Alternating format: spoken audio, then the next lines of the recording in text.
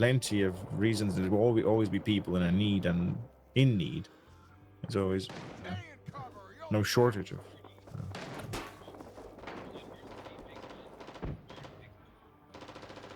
Kind of, yeah.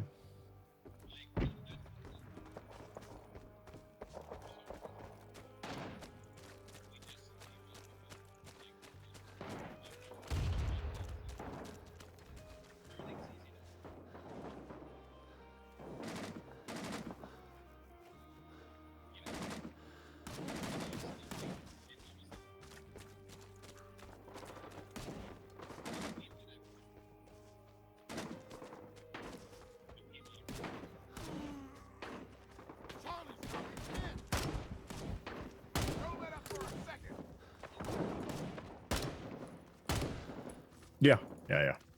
I get you.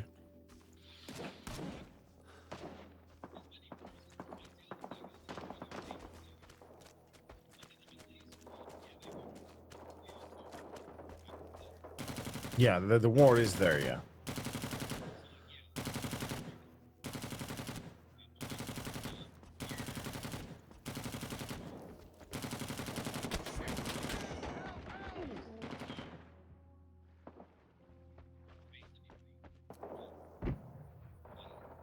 Exactly, that's the thing. You can, you know, you see things from afar, and it kind of it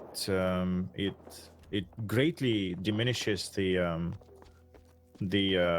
impact of these things. Because I mean, you know, you see a terrorist attack happen in Europe or in the US, and you know, a few people die, and it's bloody horrible, to be honest. Um, but then when you know that this is a daily occurrence in some parts of the world, you know, and you know, you're like, we don't even bat an eyelash. It just, yeah. No, please don't shoot me. Please don't shoot me. I know you see me. Don't shoot.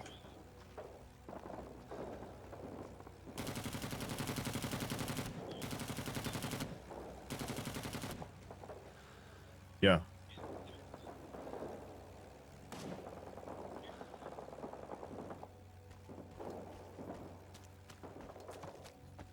Any means necessary, yeah.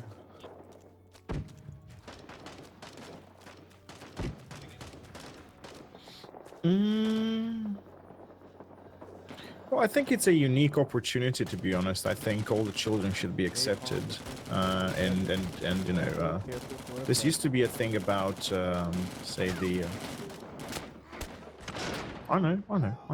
If you have your own problems, yeah, of course. Squad Leader 2, please move your mark back to Echo.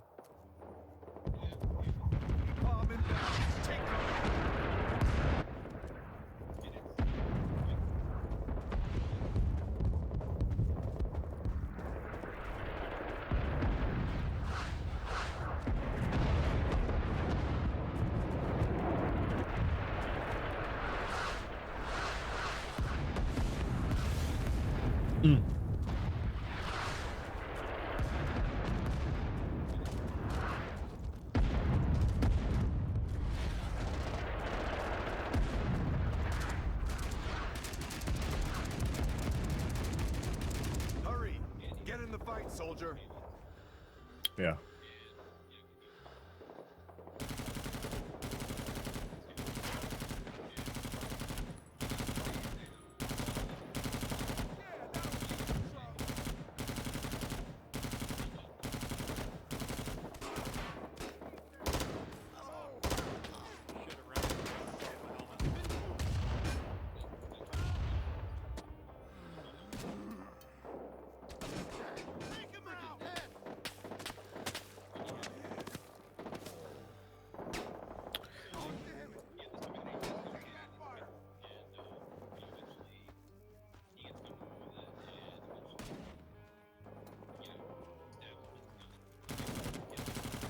Oh, that's horrible.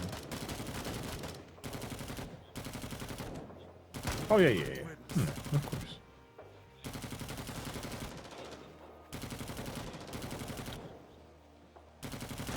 Can I get an objective mark, or artillery marker near objective cell?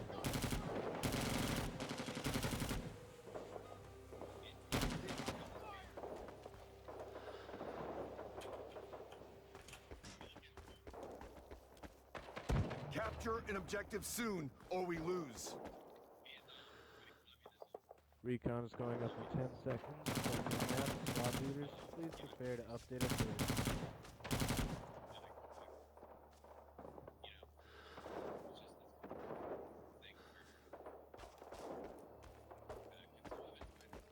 Recon is in the air. There is a.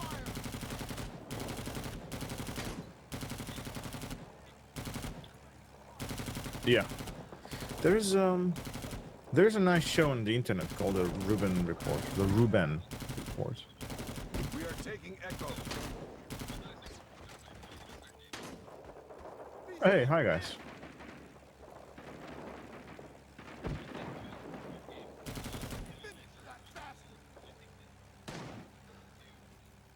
We are taking Echo.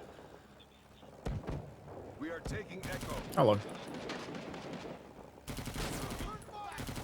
Probably.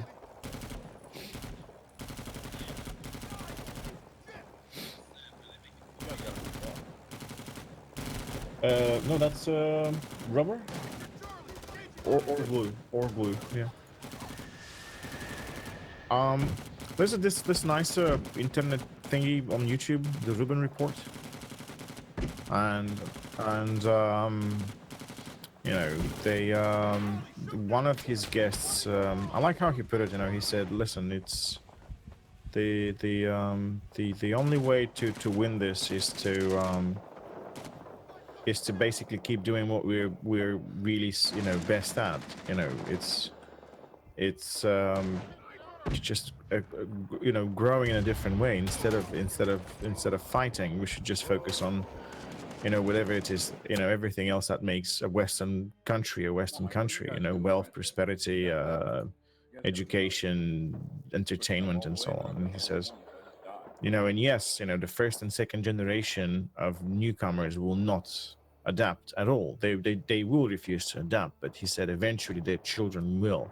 It will be unavoidable. They'll get assimilated by the culture.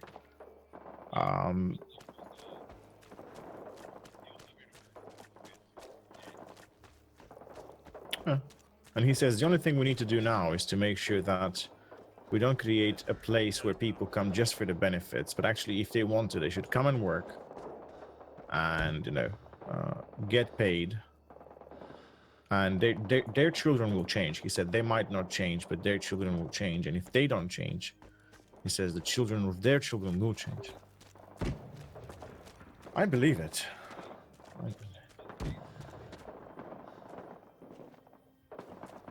It will die out.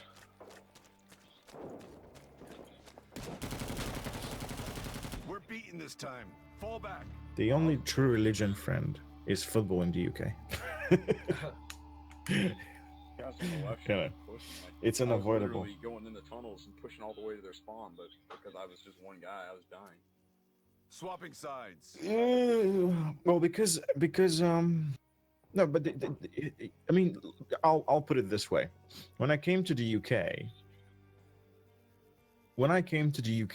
yeah, that's true. When I came to the UK, okay, I came from an Orthodox Christianity. When I came to the UK and saw the whole thing with just how much religion is used as business, it put me off from religion the first year probably.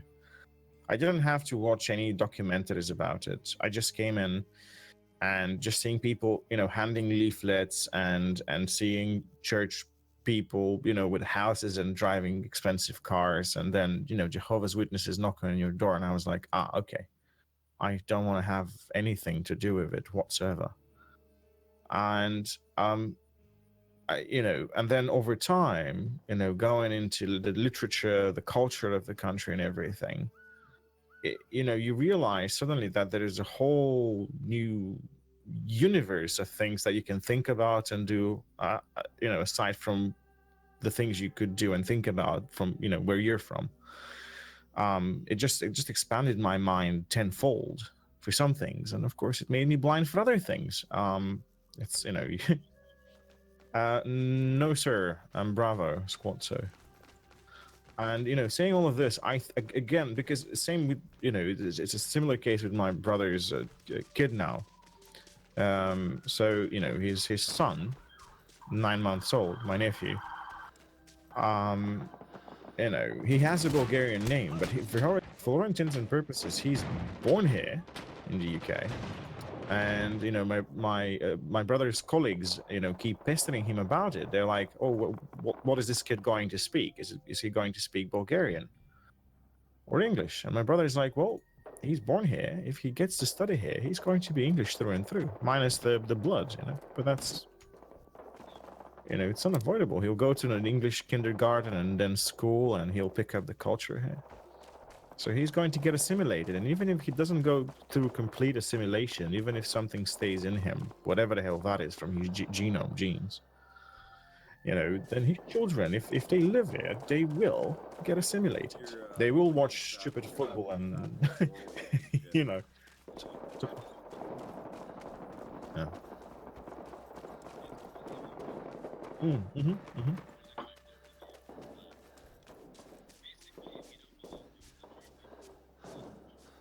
Kind of, yeah.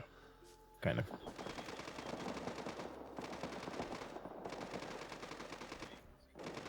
Almost completely, yeah. Yeah.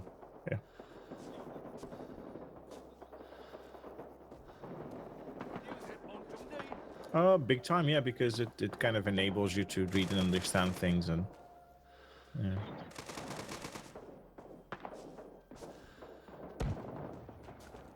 I mean, yeah, but that's you know, basically all I was trying to say is that yeah, I think that's exactly what we need to focus on now, you know.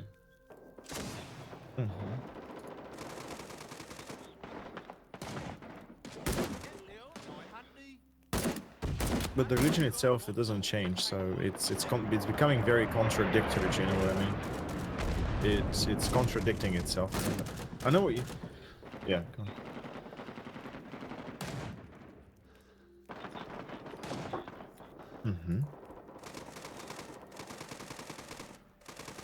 Oh.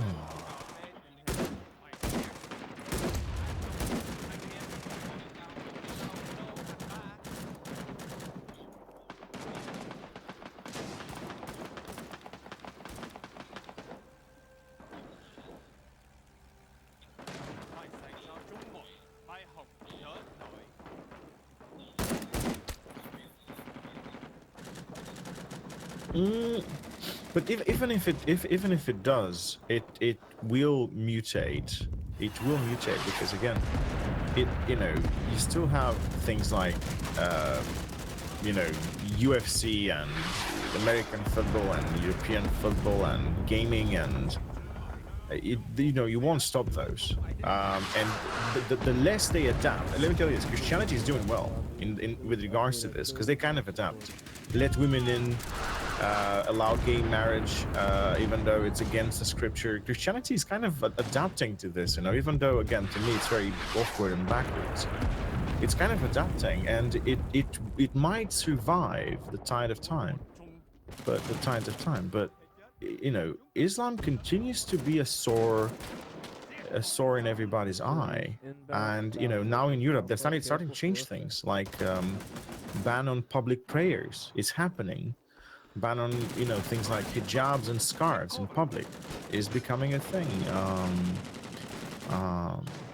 Oh yes, in Europe, it's actually I even read on the news yesterday that due to concerns for the health and safety of the people praying, some governments are considering banning public praying. just a good excuse, you know, saying, guys, I'm actually afraid for your safety, so let's just ban you from doing it. So that's what I mean. The more Islam continues to antagonize whatever values that the Western world has, the more it will, you know, it's going to lose war here, because, you know, in these countries you still have you know, constitutions and laws in place, and yes, you might not win ideology, you know, with ideology, but you will win just based on law, you know, because that's what many people miss out. They're like, well, refugees are bad. Well, you have laws. If somebody commits a crime, punish them.